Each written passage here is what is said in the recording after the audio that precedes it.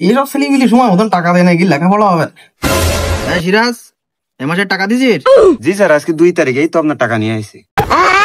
দে দে, এই তো ভালো ছেলে, পড়াশোনা হবে তোর। নুরজামান, টাকা দিতে হবে মাসের? স্যার এই মাসে বাসায় প্রচুর সমস্যা, সামনের মাসে দিয়ে দিবেন স্যার। টাকা কিভাবে আদায় করতে হয় দেখতেছি বিষয়। ছেলেগুলি পড়াশোনার অবস্থা কি দেয়? সিরাজুল, 2 আর 2 কত হয়? স্যার 4 হয়। আরে গুড স্টুডেন্ট, এইটি তো পারবে এখন। নুরজামান, তুমি বলো সিরাজউদ্দৌলার বাপের নানির নাম কি? আমি তো জানি তুই পারবি নি, পড়াশোনা করার নামে খোঁজ নেই। সিরাজুল, তুমি বলো সকালবেলা সূর্য কোন দিক থেকে ওঠে? পূব, পশ্চিম, উত্তর, দক্ষিণ। স্যার পূব দিক থেকে ওঠেছে। ভালো ভালো।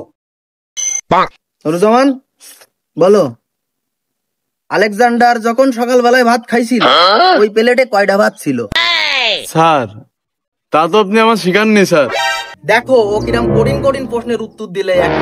আমি শিখাইনি না, আমি শিখাইনি, শিখাইনি আমি। স্যার আর না স্যার, আর মারেন না স্যার, আমি সব বুঝতে পারি স্যার। কালকে যত কষ্ট হোক স্যার, আমি বাড়িতে আপনার টাকা নিয়ে আসবো স্যার, বেতনের টাকা। স্যার আর মারেন না।